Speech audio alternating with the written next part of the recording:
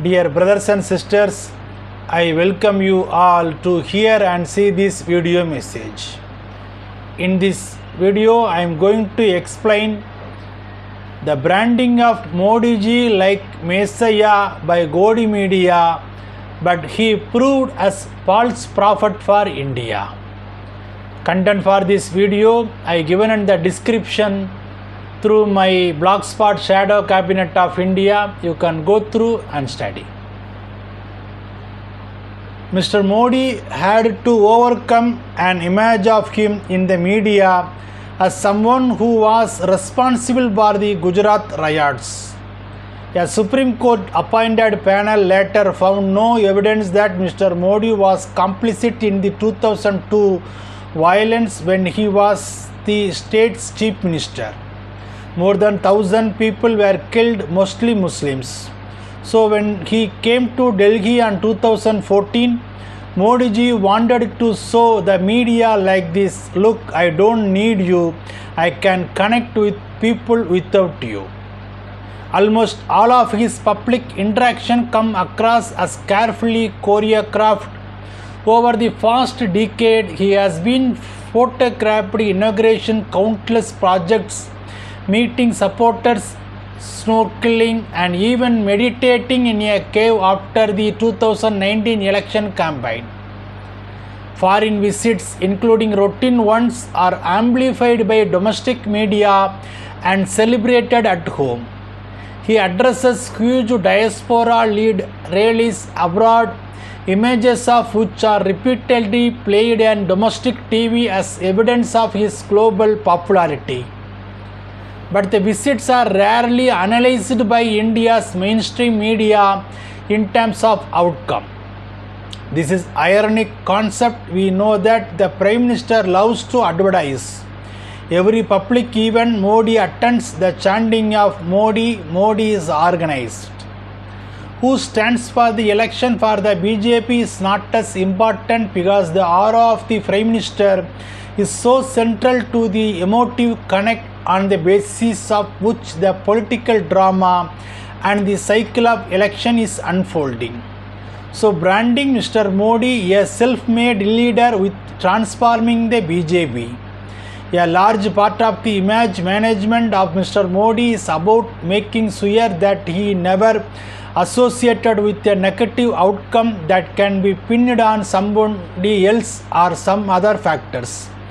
Modiji relentless programs and constant media coverage consolidate the impression that he is always working. The large section of the media and pro-BJP social media channels also often portray opposition leaders as reluctant to work hard. Modi meticulously built his reputation. In a nod to his Hinduism, he practices yoga in front of TV crews. Modiji confounds normal political analysis because his appeal is not merely political. The appeal of Modi is quasi-religious, that's of a messianic figure. Like Mohandas Karamchand Kanti, Modi represents as the saintly item of Indian politics. He is the self-described figure unattached to family and material possession, who is here to lead India not just politically but also socially, morally and spiritually. This is why he generates not mere following but devotion. And this devotion is immune to the performance of the government he leads. This quasi-religious appeal of Modi has been enabled by a decade of propaganda by the Rashtriya Swayamsevak Sangh. This propaganda has used Hindus' religion to establish a cult of national worship, to delegitimize dissent, establish it as blasphemy, and excommunicate BJP RSS opponents from the moral national community as anti-nationals. Modi has inserted himself into this mythical religious conception of India as the national messiah with willing acceptance from large section of the people. When you are suffering, you don't sack the messiah, much like you don't sack God. You redouble your faith because God tells you your suffering is for a higher cause, the thorny path towards salvation that only God can lead to you. Gandhiji told people that India will achieve freedom through sacrifice and self-purification, which was the basis of Satyagraha. Modi tells people he will build a self-reliant nation, Atma Nirmar Bharat, under sacrifices and penas. The BJP has brandished the popular Prime Minister to successfully parry people's deep worries about steep price rise, rising unemployment, stagnated income and palpable inequality, yet the concern have remained even if varied. Brand Modi was and still the biggest driving factor for the BJP. Its manifesto, promise and achievements, leaders, policies and even its ideology are subservient to the Modi monolith. Modi uses small and easy to understand words. In addition, he is dramatic like a salesman. It may have originated from the Gujarati business environment around him, but his acting is purely intrinsic. Dramatics is not only a part of Modiji language, but also his overall behavior. Action like hugging other national leaders to show intimacy, bowing down before entering parliament as Prime Minister, as washing the feet of sanitation workers reveal the dramatic nature of his personality. It is impossible to take the Godi media out of Modi and Modi out of the media. The section of the media remains silent towards him. If they speak only for him.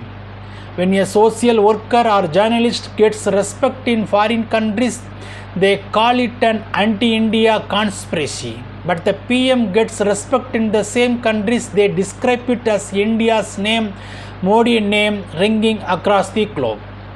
Mr. Modi and his team have an excellent understanding of branding and narrative control. He is highly visible, but rarely anywhere journalists or citizens can ask him tough questions.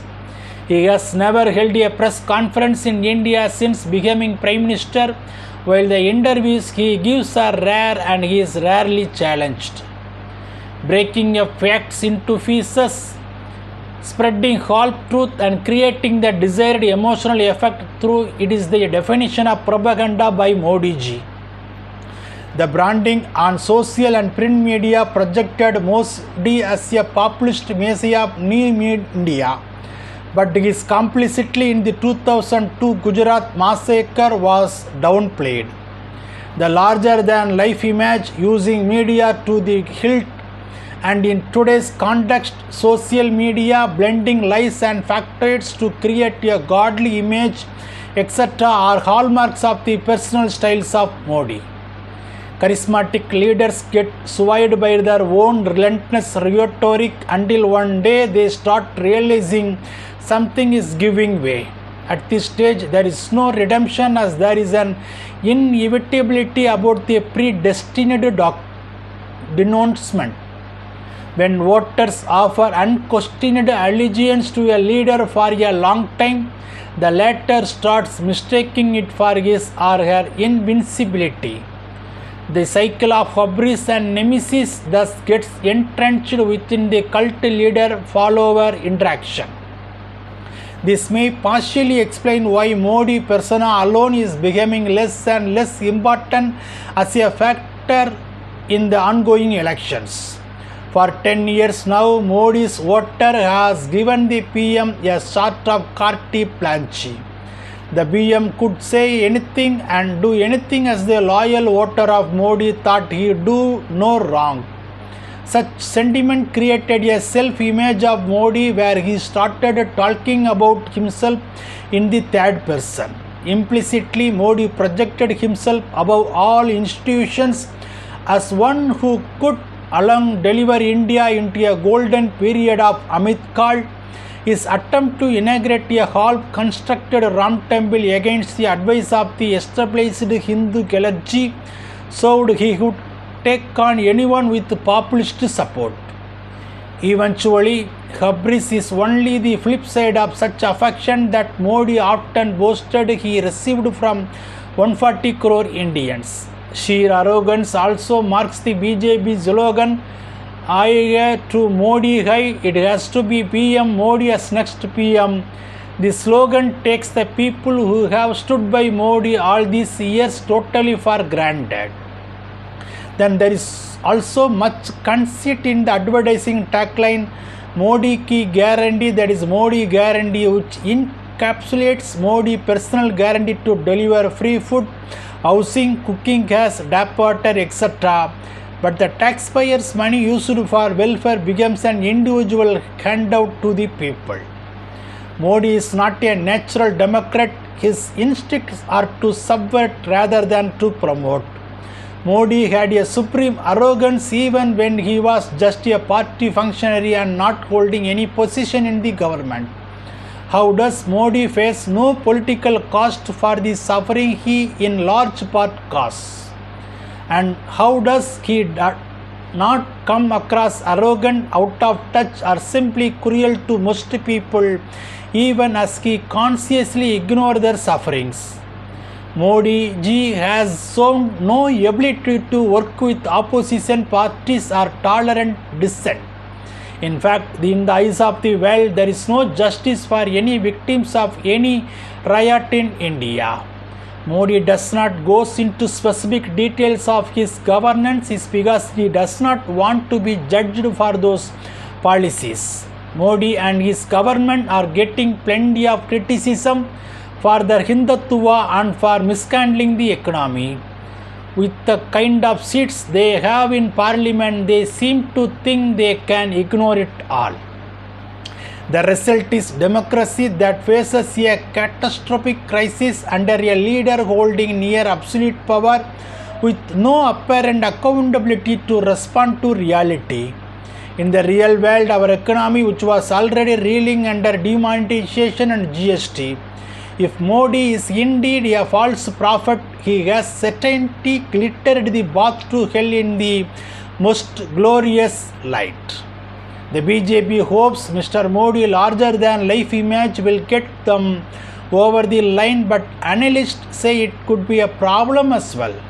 The election results will prove this tomorrow. Bible talks about despair of Prime Minister of Modiji branding. In Luke chapter 6 verse 26. How horrible it will be for you, that is Modiji, when everyone says nice things about you. Woe to you when all men speak well of you. Also in Ecclesiastes chapter 4 verse 13. It is better to be a poor but wise youth than old and foolish king, that is Modi, who refuses all advices, no longer accept correction. Yes.